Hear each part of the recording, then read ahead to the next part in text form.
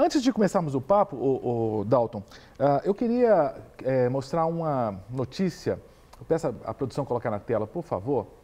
Essa notícia, Trump recebe prêmio Personalidade Pró-Vida do Ano. Ontem saiu essa notícia muito interessante. É uma associação que elege anualmente personalidades que defendem a vida. E o presidente norte-americano, o Trump, ele foi escolhido em 2017 como personalidade pró-vida pela sua luta contra o aborto, pela sua posição. Eu queria, começando o nosso bate-papo, dizer aqui da minha felicidade por ver uma autoridade de um país tão relevante como os Estados Unidos, um país que é protagonista na história mundial, fazendo isso, né? Se posicionando a favor da vida, contra o aborto, porque é uma pauta politicamente incorreta. Hoje em dia, falar-se a favor da vida, falar contra o aborto é politicamente incorreto. Mas o Trump está na contramão do politicamente correto, mas está a favor do biblicamente correto. Ele, como um cristão presbiteriano, merece, pelo menos da minha parte aqui, os meus elogios, os meus parabéns pela sua luta. Eu sei que ele é criticado por muitas pessoas, inclusive cristãos o criticam, mas eu o apoio no sentido das suas pautas, das suas lutas. Por exemplo, a transferência da capital, ou considerar a capital de Israel como Jerusalém, não mais Tel Aviv, também é uma decisão que eu julgo muito acertada. Falta isso um pouco no Brasil, né? Essas pautas assim, a favor da vida, os presidentes ousarem, né, assumir essa posição, né, Dalton? A maioria deles acabam ficando nesse meio termo, né? Acaba julgando para a torcida, né? Acaba querendo... Ou eles querem agradar a maioria da população, já que, como você colocou, o politicamente correto vai nesse sentido contrário ao que ele colocou, e muitas vezes as pessoas também pensam assim e não tem uma clareza muito grande. E fica parecendo que o biblicamente correto é, na verdade, incorreto, né? A coisa não funciona por aí, não. A coisa tem que ser mais valorizada, né? E a gente tem que valorizar como cristão, tem que valorizar as pessoas que fazem, valorizam isso no mundo inteiro. E os Estados Unidos é um país uma referência muito grande. O que eles fazem, o que eles colocam lá tem um valor muito grande no mundo inteiro. Tanto que eu falo, por exemplo, num certo sentido, eu sou a favor de muita coisa que eles fazem e sou contra muitas vezes do que, por exemplo, do brasileiro absorver a cultura americana no aspecto negativo da cultura americana. Então, quando eles acabam valorizando uma coisa, tem um peso muito grande para todo mundo, no mundo inteiro, positivo ou negativo. E acabou tocando no nosso assunto de hoje, né? Que vamos falar sobre referência. Né? E eu sinto que muitas vezes, pelo menos para nós, cristãos, protestantes, evangélicos, os Estados Unidos sempre foi referência, ou foi referência nessas questões ligadas à vida, né? Defesa da família. A questão da referência é um negócio muito interessante. E eu queria começar com uma pergunta, Dalton, falando sobre referência para o ser humano, está falando de referência para países, mas pensando em seres humanos, coloca na tela, é a primeira pergunta para o Dalton. Eu até coloquei ali, viu, Dalton, na hora que eu fiz a pergunta, coloquei uma imagem de peso. Você deve conhecer pesos de medida, né? Que meu avô, que já faleceu, mas saudade do vovô Rosalvo, ele usava na balança lá da venda dele esses pesos. Tinha um peso de 1 quilo, 2 quilos. São referências de quilo, né? De peso. O que seria um padrão de referência? Eu queria que você me explicasse essa expressão, padrão de referência. Eu coloquei o peso porque eu imagino que padrão de referência tem um pouco a ver com isso, né? Eu tenho um padrão de referência do que é 1 quilo, do que é 1 metro. É por aí. Na verdade, o padrão é uma unidade de medida, né? Que você é um parâmetro para que as pessoas... Um parâmetro do que é certo e o que é errado. Quando você fala que existe um padrão de qualidade, existe uma qualidade inferior ou superior àquilo. É uma medida do que seria o mais adequado. E a referência está ligada muito a um indicativo. Por exemplo, uma placa no meio da estrada, ela é uma referência, ela te indica o caminho. E o objetivo dela é te indicar o caminho certo. Vai você reduzir porque a curva é fechada, ou vai virar para a direita, ou vai virar para a esquerda. Na verdade, é essa a ideia, alguma coisa que é um parâmetro saudável, obviamente, e principalmente se tratando do ser humano, mas você vê que tem padrão de qualidade para tudo, até produto, um carro, essas coisas são medidas a partir de um padrão. Esse padrão é uma medida do que é adequado, o que é adequado. Por exemplo, é interessante o seguinte, a pessoa vai no médico, para você ver uma coisa mais concreta, mais física. A pessoa vai lá com uma síndrome do pânico. Ela está sentindo uma coisa que ela não sabe se é um infarto, vamos chamar assim, verdadeiro ou orgânico, mas ela está com a coração batendo, até que prove rápido. O contrário, ela pode estar tendo um infarto. Quando ela chega lá e é diagnosticado como síndrome do pânico e não um infarto físico, qual que é o parâmetro que se usa nisso? Duas coisas, a fisiologia e a anatomia. Eles vão olhar se o coração, vão fazer testes, vão fazer exame, se tem algum problema físico no coração. E a fisiologia é o funcionamento dele. Como é que eles definem que não é um infarto? Porque eles têm um padrão do que é infarto. Porque senão ele não teria como afirmar para a pessoa aquilo é uma síndrome do pânico, quer dizer, é uma sensação como um infarto. Semelhante a. Exatamente igual, mas não é um infarto. E é um diagnóstico até por exclusão, né, Dalton? Você vai excluindo causas físicas, né, de órgãos, para você depois dar desse tipo de diagnóstico. E, na verdade, também ele acaba sendo um diagnóstico diferencial, porque para você achar determinadas coisas, você tem que fazer uma diferença. E para fazer uma diferença, você tem que ter uma medida. Tem que ter um padrão, né? Você está até falando, eu estou lembrando, todo mundo em casa já fez exame laboratorial, né? Nós temos vários laboratórios aqui em Belo Horizonte. Ontem mesmo, estava conversando com meus irmãos, mandar um beijo para o papai, viu, pai? Nós estávamos conversando qual laboratório que o senhor vai fazer os exames de sangue. Papai está fazendo uma avaliação, né? Ele passou por uma semana no hospital, mas graças a Deus já está em casa, está medindo creatinina e ureia, isso mede pelo sangue. Então nós estávamos discutindo no laboratório. E quando a gente pega, mesmo quem não é da área de saúde, eu não sou da área de saúde, mas quando a gente pega o relatório lá que vem do laboratório, existe o dado do paciente, por exemplo, do sangue, né? E o chamado padrão de referência. Que ali mostra o seguinte, a saúde está entre esses dados. É por aí, né? Exatamente. Aquele padrão de referência que ele coloca ali é o seguinte, se você está dentro ou fora dele, quer dizer, tem um parâmetro de tanto a tanto que é a normalidade. Se o seu exame deu aquilo dentro ali, é o normal. Você está normal. Se deu para fora, tanto de um lado quanto do outro, tem uma anormalidade a ser resolvida de alguma forma, né? Então, esse aqui é um padrão de referência, porque você não saberia se o nível da creatinina do seu pai estava correto se você não tem com que comparar, você não tem com que medir. Porque, na verdade, você tem um termo de comparação. E isso é que é um padrão de referência. Agora, é interessante que, no caso do ser humano, o ser humano, então, precisa disso numa proporção muito grande. Mas, se for ver de forma geral, tudo tem um padrão. Agora, você falou, eu dei o exemplo de sangue. Você mencionou, e foi legal que você mencionou, por exemplo, uma doença, né, que é uma síndrome de pânico, que ela não é mensurável por um exame de sangue, um exame de urina ou coisas do tipo. Quando a gente pensa na área da psique, na área da personalidade, vivendo um mundo em que o que mais se fala é tolerância com a diversidade, as pessoas são diferentes, são diversas e coisas do tipo, eu te faço a pergunta, peço que a produção coloque na tela, a seguinte questão.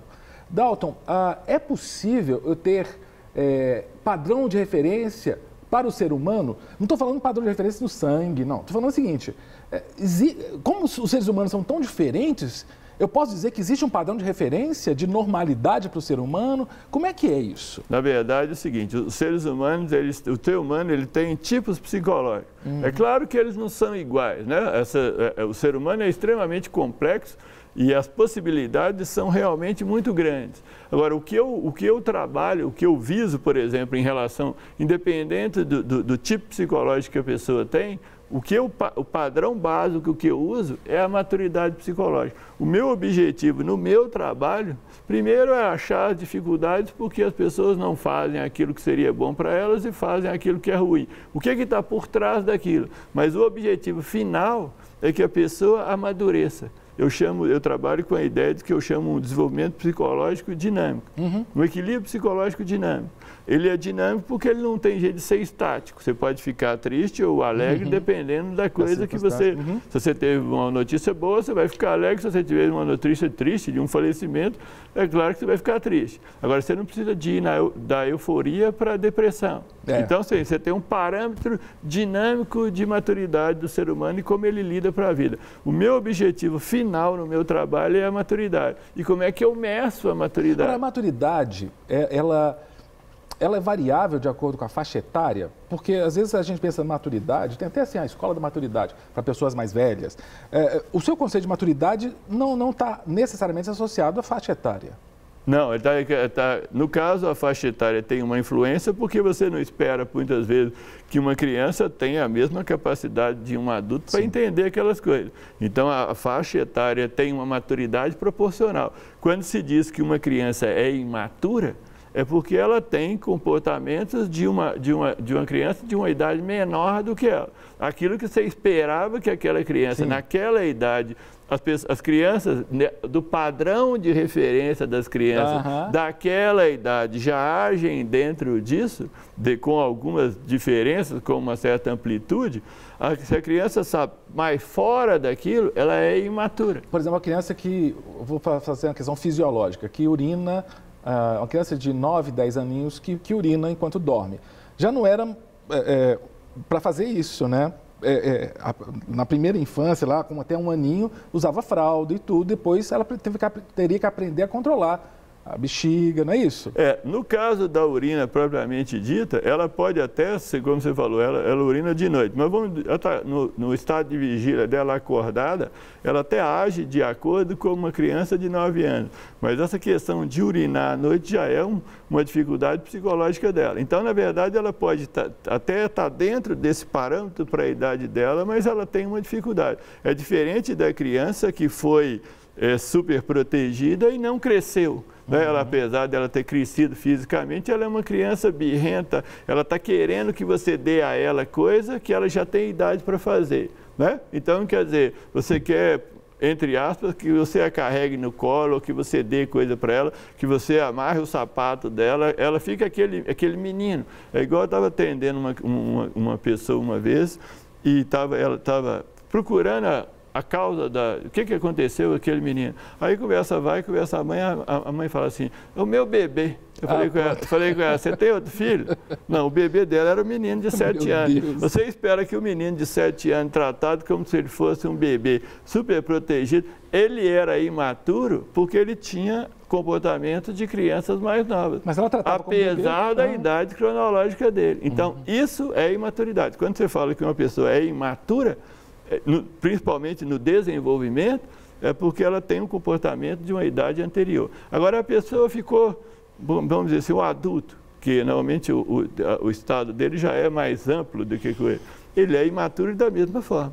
Ele não sabe lidar com a dificuldade. A maturidade implica saber lidar com a frustração, saber lidar com o limite, saber que tudo na vida tem vantagem e desvantagem, porque a pessoa imatura quer só a vantagem, ela sofre porque tudo não sai do jeito que ela quer. E na vida não sai tudo do jeito que você quer mesmo. Só que ela tem que aprender a lidar com isso. A pessoa imatura fica achando que, como ela foi hiperprotegida dentro de casa, lá fora... Agora, por exemplo, você está falando, eu estou pensando aqui, né, com certeza os pessoal em casa, muitos estão pensando algo parecido. Muitas vezes a gente atribui aos pais essa superproteção e, de fato, muitos pais superprotegem os filhos enquanto pequenos, quando eles crescem, às vezes viram adolescentes ou jovens e adultos imaturos. Agora, a pergunta a pessoa se casa e você percebe que o seu cônjuge, seja sua esposa, seja o seu marido, apresenta as características de imaturidade, de não saber lidar com frustração, saber lidar com não saber estabelecer limites e tudo mais. Como que um cônjuge faz para cooperar, ajudar o seu cônjuge, seja ele ou ela, a amadurecer? Eu falo que, por mais que você ajude, quando uma pessoa é imatura, para mim, quando ela tem uma dificuldade psicológica, ela tem que fazer terapia. Porque o que é a terapia? É uma reedição. Você vai voltar naquela história de vida na perspectiva do adulto. A maioria dos problemas psicológicos vem de uma interpretação inadequada da criança em relação ao que ela viveu. Como a racionalidade dela era mais limitada, ela acaba interpretando inadequadamente uma coisa. Por exemplo, ela nunca acha que os pais não gostam dela. Ela acha que se eles não gostam dela, a culpa é dela. Ela não acha que eles podem não gostar dela, porque como ela tem aquele vínculo com ele, ela sempre traz a culpa para ela.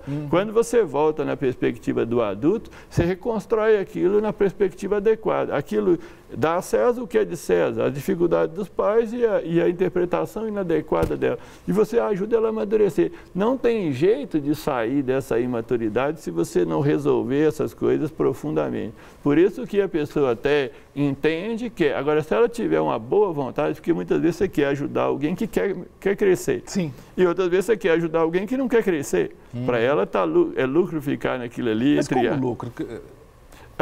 Manipula os outros? Não, em psicanálise o Freud já chamava isso de ganho secundário da doença. Sim.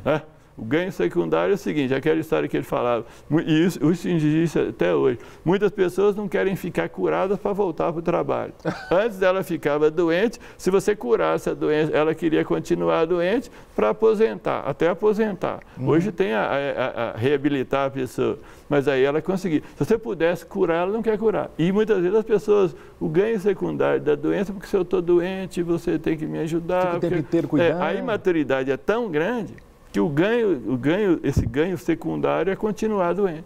Que loucura. Aí o que acontece? Você querer ajudar uma pessoa que acha que tem que ficar ali, praticamente impossível. E nem um psicólogo, se você trouxer ela na minha frente e ela não quiser andar, eu vou levar um tempo muito grande. Eu falo que quando você pega uma pessoa negativa, você leva muito tempo. O progresso é reduzir o nível de negatividade. Você pega um termômetro abaixo de 0 e acima de 0. Então, ela começa nos 50 e vai diminuindo até o 0, para depois ela caminhar. Agora, se você pega uma pessoa que não quer crescer, não tem como fazer ela crescer. Mas tem gente que se sabota, né, Dalton? Assim, é uma autossabotagem. Porque, às vezes, essa questão do ganho secundário, muito interessante isso que você falou, é que, às vezes, antigamente, nas cidades, em Belo Horizonte, tinha algumas pessoas que viviam nos cruzamentos das ruas com chagas, com pernas, com todo cheio de doença. E, às vezes, órgãos, ONGs, associações iam pegar essa pessoa para levar para o hospital para tratar, a pessoa fugia. Porque a chaga, a doença, era o ganha-pão dela. Se ela ficasse curada, ela ia perder. É o ganho secundário da doença dela, porque, na verdade, se ela teria que trabalhar. Claro, vai trabalhar de outro jeito, mas ela acha que ali as pessoas vão dar. Né? Ela não vai ter que dar tão duro trabalhando em determinadas coisas, que não deixa de ser duro o que ela faz, mas para ela deve ser mais, ela escolheu aquilo, deve ser mais fácil, e é aquele ganho de ser o doente. E quando chega, porque eu falei da doença física, uma chaga na perna, mas e aquela doença psicológica, a pessoa que vive num complexo de inferioridade constante, ou de culpa constante, sou o pior dos mortais, isso também é uma maneira, né, de você controlar o outro, né? Eu acho que a pior coisa que eu já vi é quando a pessoa começa a justificar. Ela quer justificar tudo. Você fala com ela um negócio, ela justifica. Você fala com ela outra coisa, ela justifica. Ela nunca entra na situação. Nunca trata do problema. E aí é uma conversa infindável que não chega em lugar nenhum. Porque tudo que você falar, ela não vai pegar a meia-culpa, ela não vai pegar a parte que me cabe nessa história. Mas foi o outro que fez. Mas o outro que fez. Como é uma forma de ganho secundário. Só que é uma atitude intelectual mais ativa, no sentido de manter aquilo ali. No final das contas, ela quer que a coisa fique do jeito que ela acha que tem que ser. Loucura, pronto. Né? E aí é que entra a imaturidade, porque a vida não vai ficar do jeito que ela acha que tem que ser. E parece que tem gente que tem prazer na dor e no sofrimento, porque tem algumas pessoas que você vê que está sofrendo, você quer ajudá-la, mas ela continua naquela... Aí é que está um negócio interessante. Quem cresceu numa perspectiva negativa, o negativo é a norma, o positivo é a exceção dessa norma, né? E ela é como se ela fosse a sofredora. Só que tem gente que está nesse lugar e quer sair. Agora, para tirar uma pessoa do negativo é possível. Eu exemplifico isso como se você estivesse puxando uma pessoa dentro do buraco, em vez dela levantar o corpo para você tirar, põe o pé na parede e puxa para baixo. Então, quer dizer, o processo é assim, é mais lento, é mais difícil. Se a pessoa quiser, ela sai. Agora, quando ela não quer, não tem o que fazer. Aí eu vou te falar um negócio. Nem Deus, na minha perspectiva, na minha percepção de que ele dá a ela um nível de escolha, Se ela não fizer um movimento, você não tira ela de lugar. Esse aqui é o grande problema do ser humano. O ser humano tem que querer e estar disposto ao trabalho necessário para aquilo. Quando a pessoa está disposta, ela tem o sofrimento dela, a dificuldade dela, mas ela chega lá. Agora, quando ela não quer, se for um marido ou uma mulher, santo de casa não faz milagre. Não. Para receber todas as novidades do canal, inscreva-se e, se curtir o vídeo, clique em gostei. Aproveite para acompanhar a Rede Super nas redes sociais.